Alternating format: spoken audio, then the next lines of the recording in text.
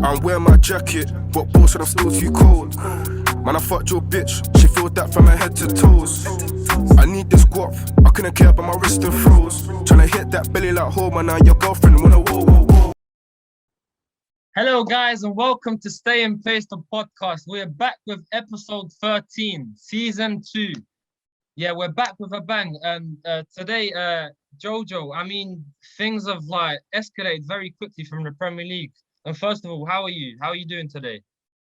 Things have really escalated in the Premier League. But yeah, I'm doing good, man. Yeah, good, good. Okay, so obviously a couple of fixtures to talk about from last weekend's results. Obviously, the main talking points, which were obviously Liverpool-Chelsea, which was a big game. Did you manage to see that game? And what was your thoughts and feelings regarding the outcome of that game? Yeah, I was watching that game, and yeah, big game. Obviously, Chelsea had to head up to Anfield, which is always going to be a big game, daunting atmosphere. Obviously, Van Dijk was back this year, so obviously I predicted before the game that it was going to be a draw, which did happen. But obviously, I didn't really expect the game to pan out the way it did. So Yeah, obviously, the way Chelsea took control of the game from the beginning, the way they got the goal, and up until the red card, the yeah. crucial moment. What a The way, header as well. What a flick on yeah, from yeah, Havertz. that was a huge header. He meant it. He did meant it. He meant it. Yeah, How, yeah, I think big he's turned header. into a very good player, isn't he? Yeah, no, you can see that he had the slow start when he came to Chelsea, but now he's really getting used to the Premier League. He's getting used to his surroundings, and yeah, that was a big header for him at Anfield at the Cop End. Yeah, obviously, as you mentioned, the red card. I feel like it might have been very disappointing for Liverpool to maybe not snatch a lead, but they did have a couple of chances after that incident. But do you feel like that was a red card, or do you feel like it was maybe too harsh on the young right back? No, do you know what? Yeah, obviously, I don't like Chelsea, but when you actually analyze the situation properly, I actually don't think it was a red card, even though like people would say it was. Obviously, he denied the goal. The thing is, the ball came off his knee and it bounced. It was actually going into the goal, and he motioned his hand towards the ball. So I get it, but I don't think I feel like he didn't mean to do that. I feel like it was just a natural reaction. So I feel like it was a penalty, but I don't feel like it was a red card. But obviously, if it's denying a goal scoring opportunity, the letter of the law is he should be sent off. But I feel like they should have just taken into consideration if he actually deliberately wanted to stop the ball with his hand. And I don't think he did. I feel like the ball just bounced off his knee so quickly and hit his hand, and his hand was in motion already. And then that's why he stopped the ball. So I don't think it was a red card, but that's what he was given. So yeah, game Yeah, changer. yeah. Penalties usually weren't given for those back in the days, but obviously now the rules and regulations have changed, and the referees are pinpointing incidents like that more often now. But yeah, moving on from that game, and I'm sure both sides were probably happy with a draw at the end of the day. But yeah, moving on, City Arsenal, which was a very a major game, which Amazing obviously game. ended in City winning 5-0 against the Gunners. Yeah, honestly, Arteta, I feel like he's just under so much threat right now. But yeah, like I said, it's not going very good for the Gunners at the moment, is it? Nah, it's I'm tired of coming on the show with you, and we've been how many episodes have we done, and we're just saying the same old, same old. How many times have we even discussed about football even before we've come on this platform, and we're just discussing the same old with Arsenal and this team, Xhaka, another red card, another red. It's nothing. And what do you call it? Arsenal collapsing at the Etihad 5-0. It wasn't even you could even tell it's normal for Man City. It's normal for Man City now to do that to Arsenal, and Yeah, I feel what I said last week as well with you, with how Arsenal fans will have their own idea of the Invincibles, this and that, where they should be, and they're just far away from that now. They're a mid-table team. That's literally what it is, and it's not anything new what we're seeing until they start operating as a big club, because the way they've been operating as well, even in the transfer that we'll probably get onto later, the whole transfer window, the way they've been operating, obviously they've spent the most amount. The most. And the most, and like what players, Astonishing. like astonishing, bro. And like what big like name players have they brought in? So they're operating like a mid-table club, and they're just showing on the pitch right now, literally. A big club like Arsenal, like let's be real, they're still a like major club in English football, but like you said, from the transfer list, from the transfers that made, not one name from that list really and truly stands out.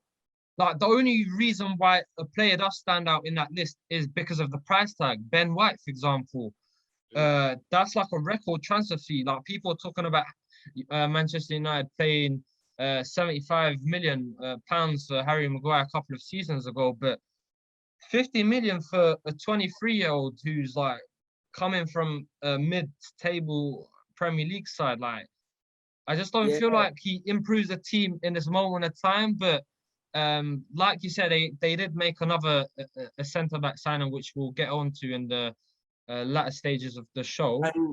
But yeah, like they didn't even start him. Like he started players like Kolasinac. I thought that he was on their way. I think to be fair, I think Ben White, I think he's got like COVID or he's got like a issue. But even so, even if he was to like start, I don't think it would have made a big difference.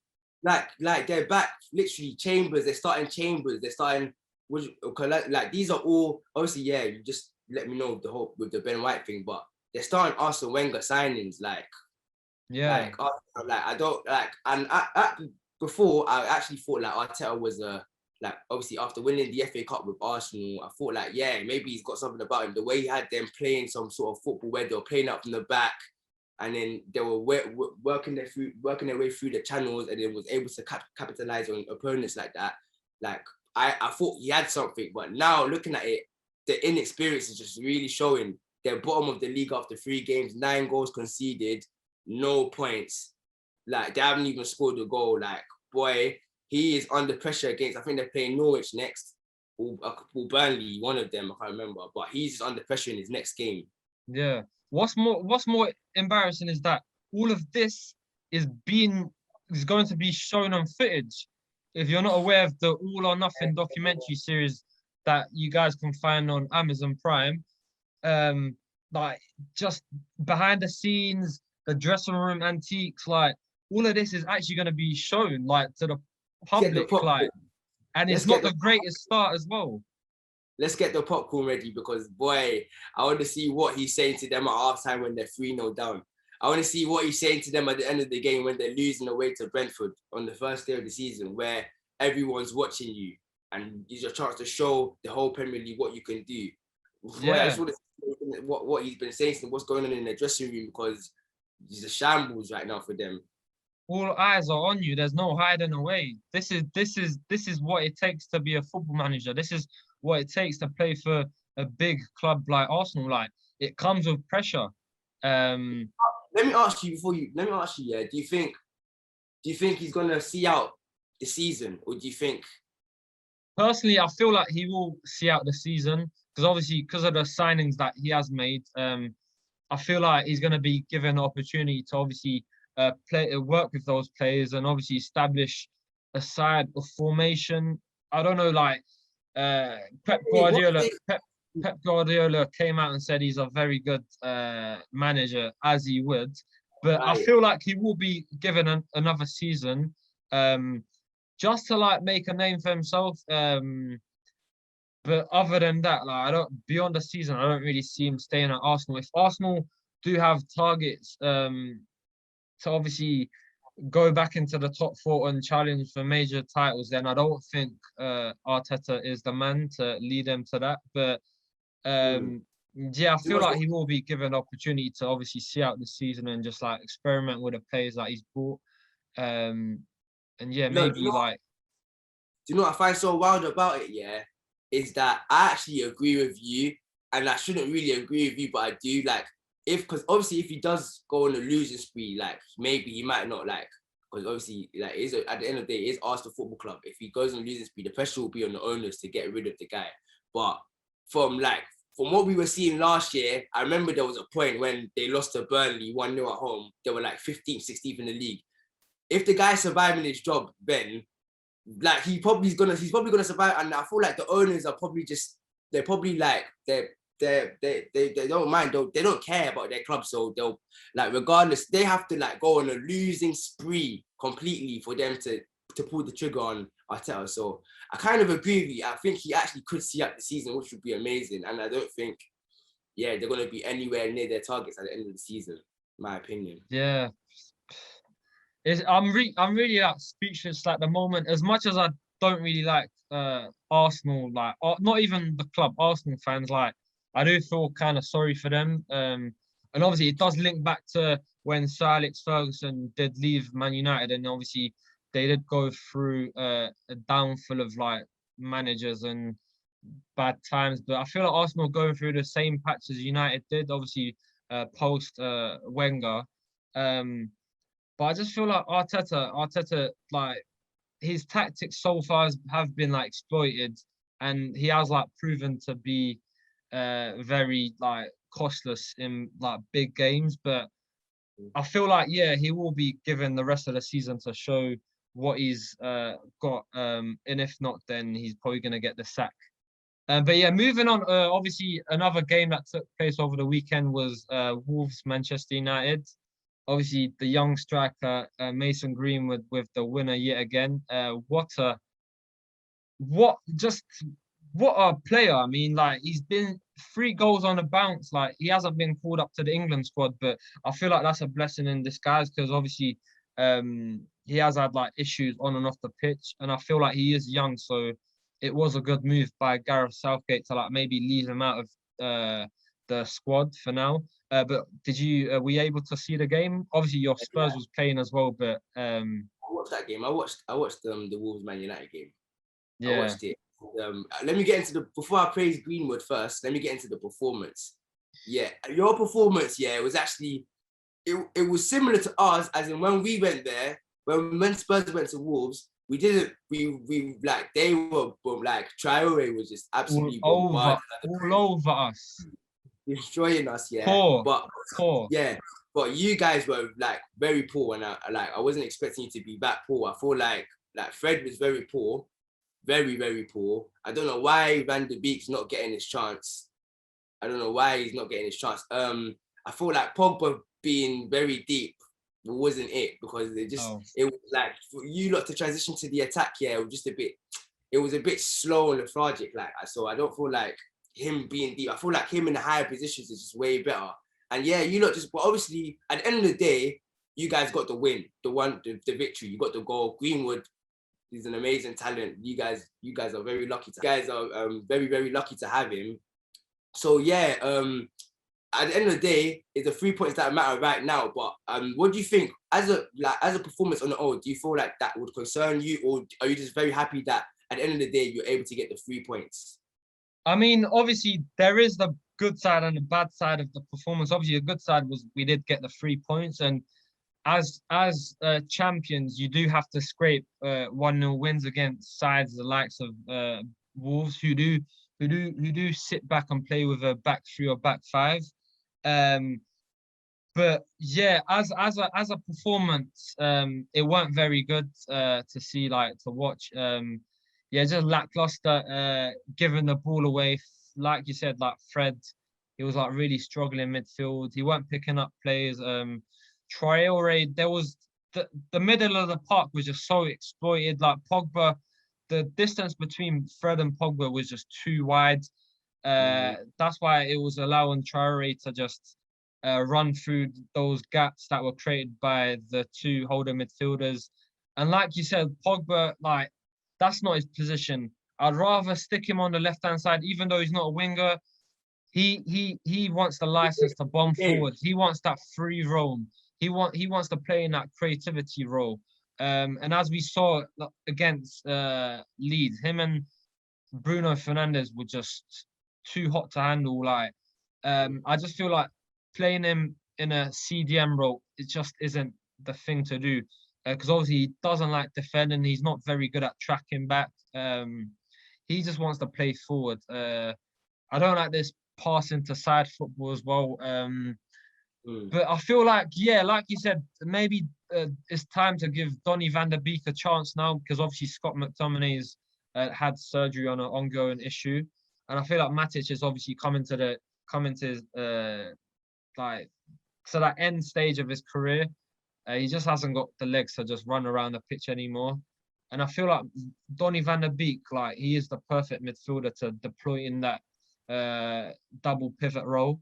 But yeah, as I said, like that performance, like I weren't very satisfied with it. But I mean, the lads did get the win at the end of the day. And what a clearance from Aaron Wan-Bissaka off the line. Like that hasn't been spoken about enough. And obviously Varane's debut. There was a clip of Varane obviously giving instructions to Wan-Bissaka, which I was very encouraged by. I literally just wanted to ask you. I wanted to ask you about Varane's debut. I wanted to ask you about how I felt like he just solid. He looked like he was very solid. Obviously, fans were saying he started off very shaky, but obviously that is normal. Like he's in a new environment, a new league, playing in a new team under a new manager. But those are stuff that just comes. Just a couple of technical issues there. Yeah, like I said, like Varane, he did have a very good impact on the side. But yeah, going forward, I feel like it will form a very like solid partnership with Harry Maguire, and who knows, maybe they can be the new Rio Ferdinand and Nemanja Vidic. Yeah. Before we continue, two things I want to touch on within the game as well. Yeah. One thing I want to touch on as well is like why doesn't Ollie actually rate Van der Beek? Right? Do you think he's even going to give him a chance? Because Fred consistently, I've seen Fred giving these poor performances, but still get the opportunity to play. So why doesn't he really why don't you think he'll go with Van der Beek? And if Van der Beek's just basically wasted his time at Man United. And one other thing, I remember I was watching after the game, I was watching how on the lead up to the goal, Graham Souness, he was thinking that, yeah, you know I'm gonna comment to you. He was thinking that Pogba, he's done his Pogba thing again, that Pogba's fouled him on the lead up to Ruben Neves on the lead up to the goal. So what do you think about both things? Obviously, first of all, with the Donny van der Beek issue, I feel like it's very clear. Obviously, for the Netherlands, Donny van der Beek operates as a cam. He plays like quite high up the pitch.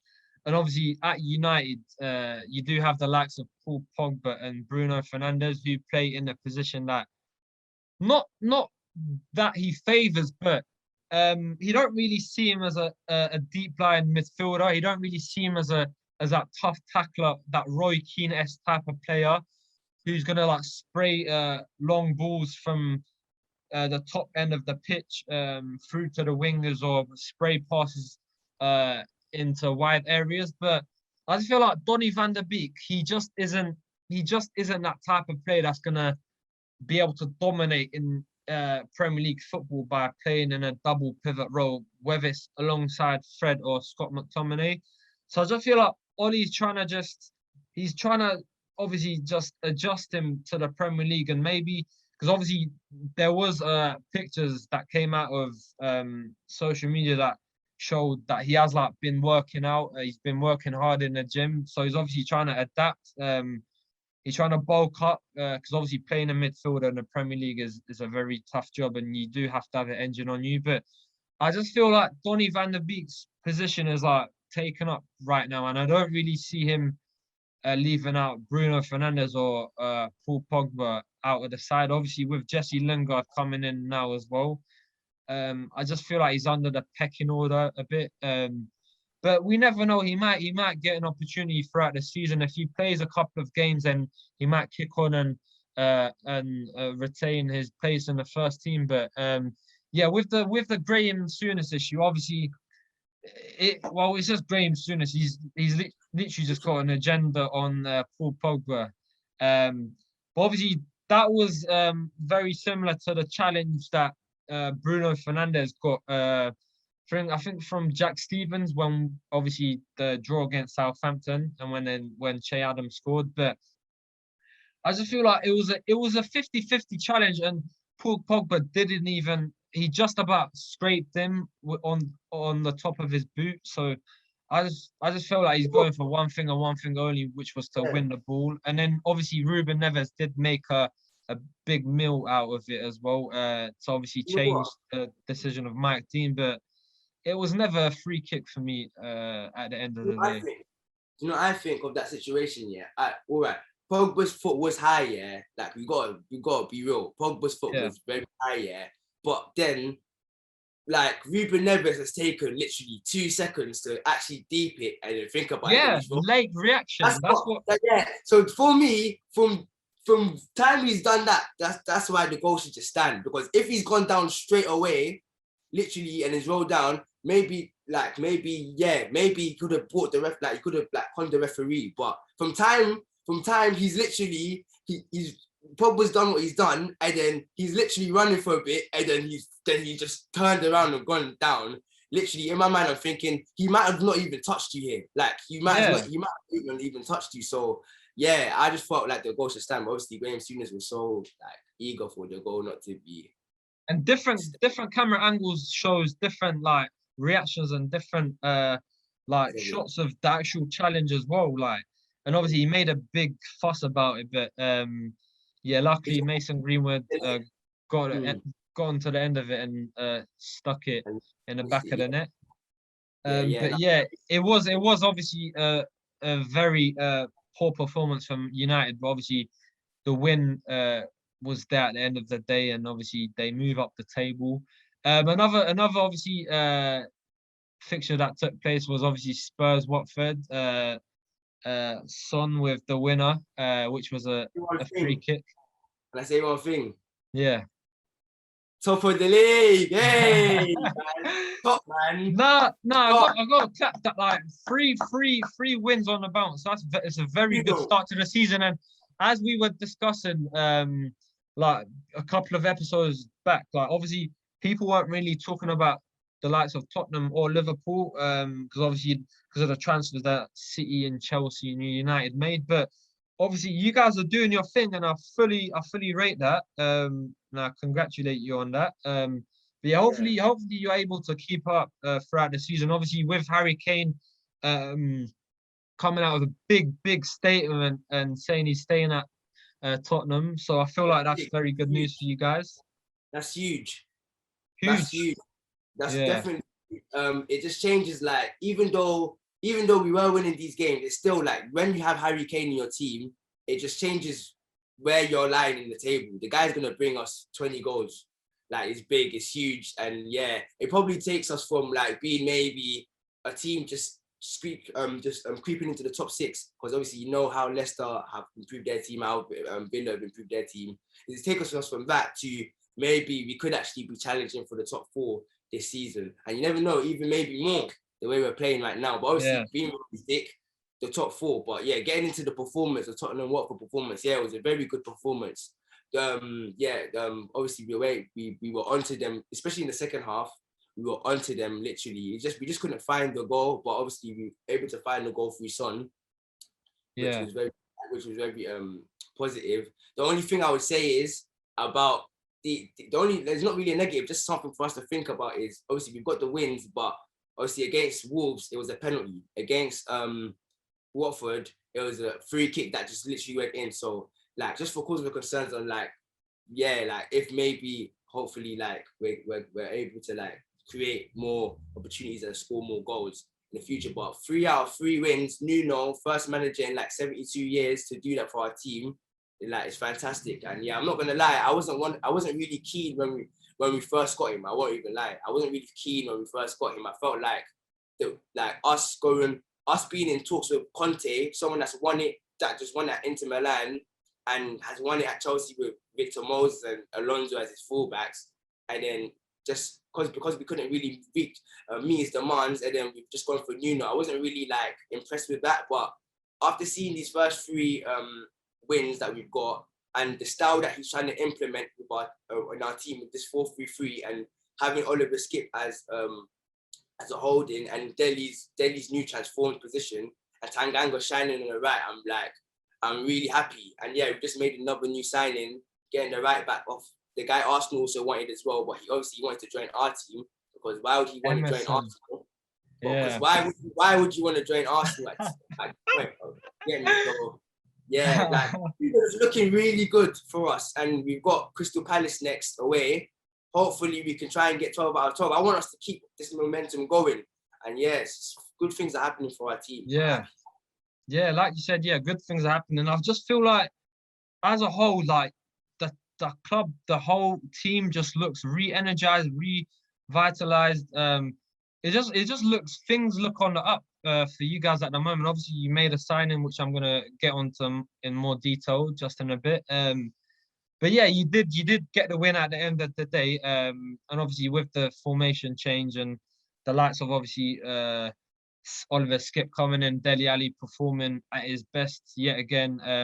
But what did you think about obviously like Musa Sissoko moving to your opponents and playing on Sunday? Like, how do you think he played? Yeah, regarding his transfer and his performance.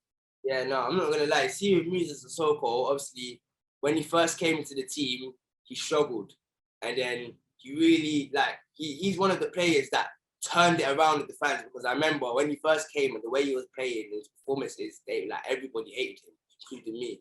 But then the way he turned it around when Pochettino like got him like built this new position in centre mid for him, and he was able to adapt to it, and then yeah, he was able to bring brilliant performances to the team. Like it was very positive, but obviously towards the back end, it wasn't really great for him. So when we did lose him, like it was, it's time to move on because right now we're a team we're trying to have high aspirations. So I feel like for Watford, it's actually a good move because he's Premier League proven. They're trying to stay in the Premier League. He knows what it takes. He'll bring the energy to them, and he actually had a decent performance against us as well. Obviously, but he brought back his flashbacks when he skied it high. I was very happy. He brought back his flashbacks when he skied it high. But yeah, like he had a good performance, and I feel like he'll be a good fit for Watford. Yeah. Yeah, obviously, what's happened to Cristiano Romero? Can you like update me on him? Like, why he hasn't been playing? Is it like injury? Like, what is it like that's keeping him out of the side at the moment? He's been playing in the Conference League. I feel like he's trying to. I feel like Nuno. Obviously, we've had the winning start, so I don't think he wants to really break up Dyer and Sanchez yet. Because how can you? They've actually been performing for us, and then obviously Romero is not really used to the league. Just picking up again a couple of more technical issues.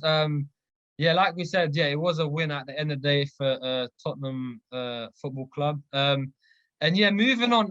Last but not least, obviously the transfer window is closed now, but just before it was closed, obviously a major signing, and I know who you're. I'm just so happy right now, like I'm actually speechless. I don't even know what to say, but Cristiano Ronaldo, like that's it. That's literally that's it. That's all I need to say right now. And I rang you straight after work because I was shocked. I couldn't believe when I saw it because I remember the day before he looked like he was gonna go to City, and that would have been. Imagine he went to Man City, like that would have. I would have never forgiven him. He would have been coming off my social media. I would have deleted him from my life. Yeah, and I can't lie. I feel like the influences between like the influence of Rio Ferdinand, the influence of Ferguson, all the big Man United figures were able to get into his head and make him realize, he can't really be making that move. Because I do think he wasn't entertaining that move, but he's now your player now. He's back. He's at Old Trafford. What do you think? Back. He's back. That's what I'm saying. He's a club legend and he's back. He's 36, but he's a proven goal scorer. Just last night, he broke the record for the most international goals of all time, 111 goals. Portugal were losing 1-0 to was it Northern Ireland? Was it Ireland? Republic of Ireland? And he came back and scored a brace. Like literally, the man speaks. Then his name just speaks for himself. Like you don't need no explaining. And obviously he's coming back into a side that's just like going through a transition and just trying to obviously experiment. With Ollie obviously bringing in other signings, and obviously prior to obviously Ronaldo leaving, obviously it was very good times, and obviously even after he left, obviously United did win the Premier League, but since then obviously he has been up and down. But I feel like his experience, what he's obviously gone and won after leaving Man United, will obviously help him and help the side. I mean, and obviously you can add that experience, his goals. Literally him. I feel like him just walking into the dressing room literally he's come here to win. Like He's an icon. He's a figure. Like he's come to win the Premier League. Like there's no ifs and buts. He's come to win the Premier League. He's come to win all the big things at your club. And yeah, him being in that dressing room just literally automatically ups, I think, everyone's game. And I feel like that's why it's so dangerous. I feel like he gets you 15 to 25 Premier League goals. I feel like he's still at least to get you even more like 20. Like I feel like he can definitely get you those goals, those vital goals that you might need. And he's there. It's just gonna spark the Premier League. It's good for the Premier League as well, I think. And yeah, no, it's a very dangerous signing. And last week, you see how I was saying about how I felt like Man United were the fourth best team.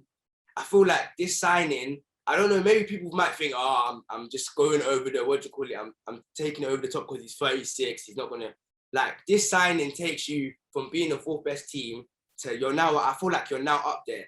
I still feel like City and Chelsea are still there, but I feel like you guys are really up there now as title contenders.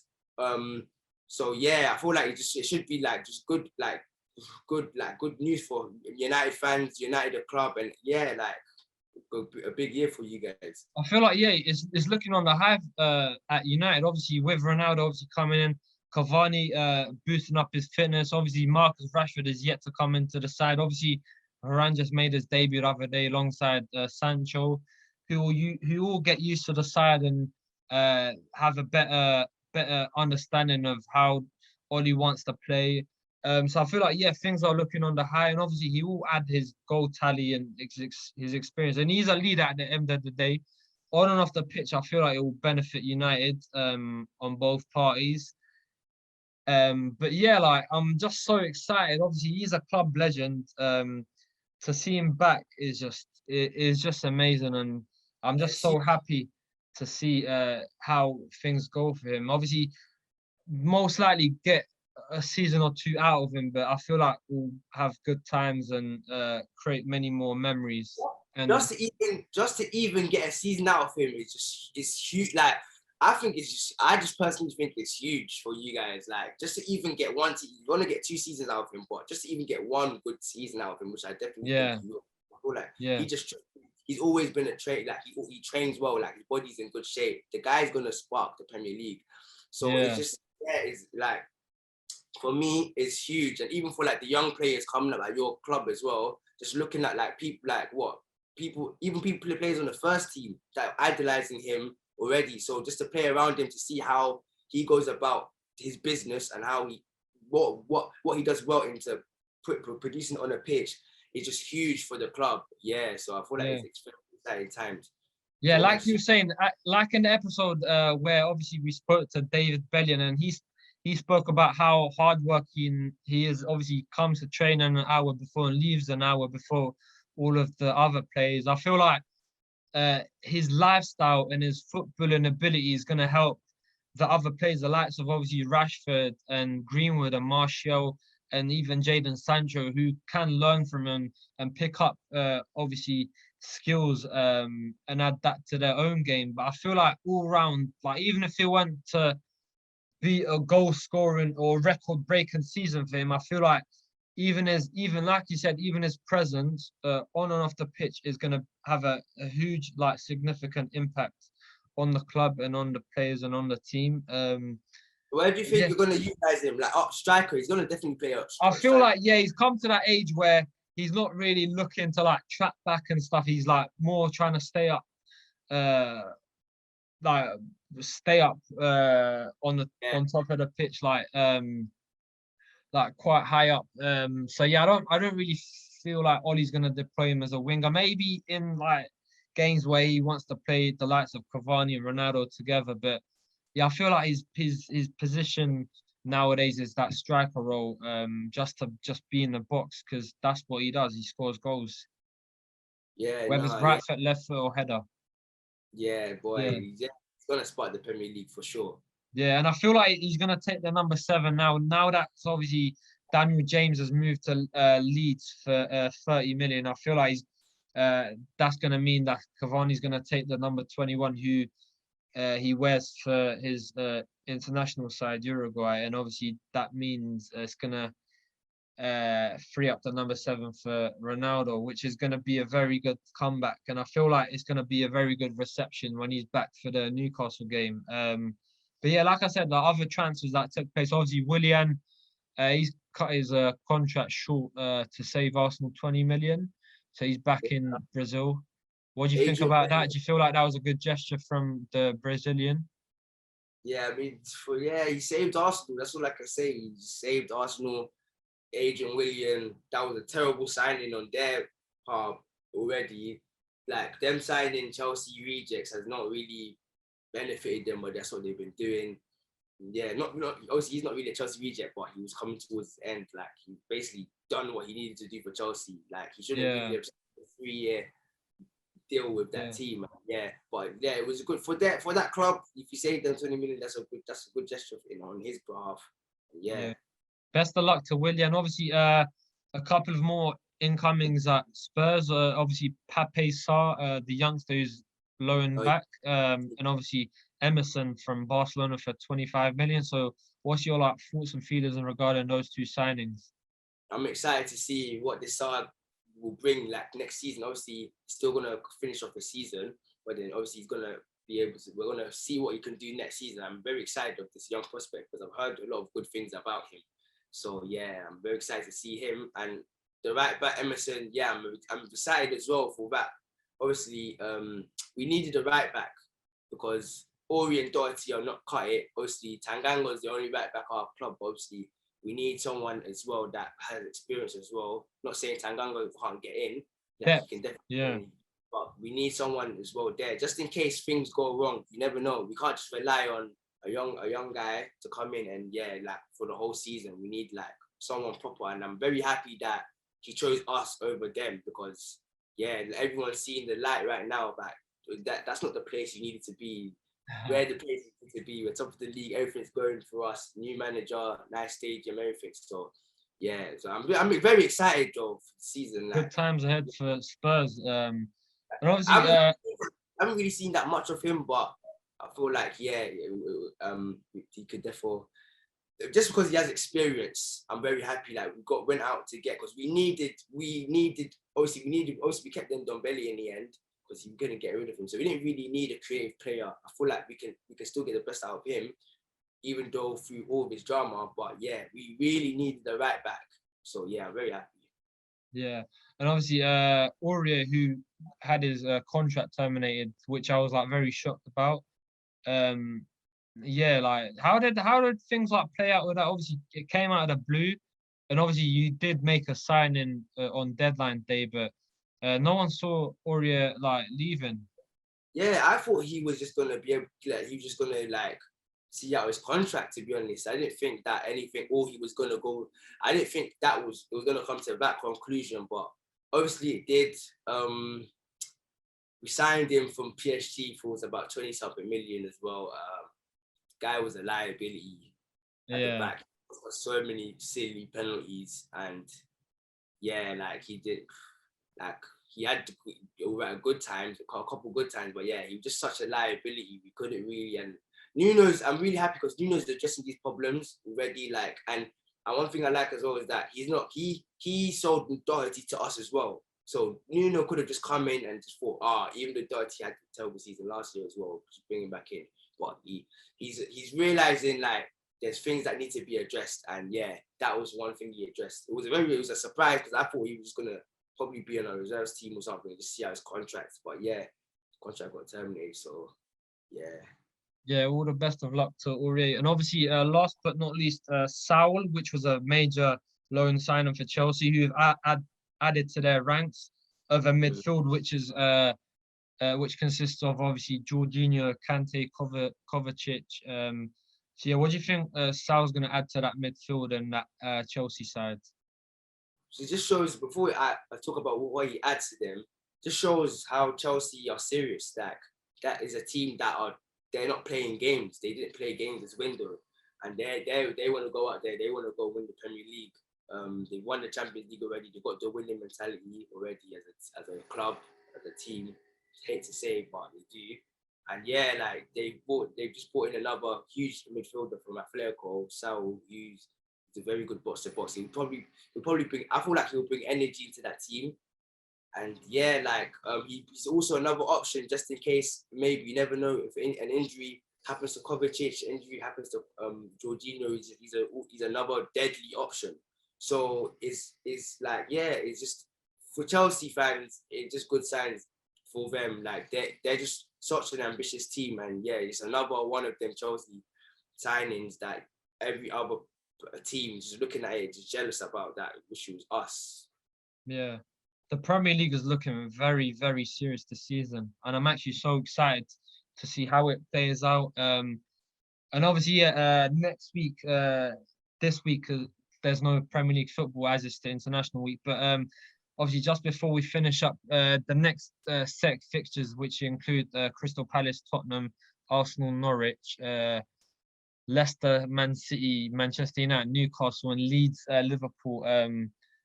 So yeah, just excited to watch those next set of fixtures, which do sound mouth-watering. But yeah, good luck to all sides.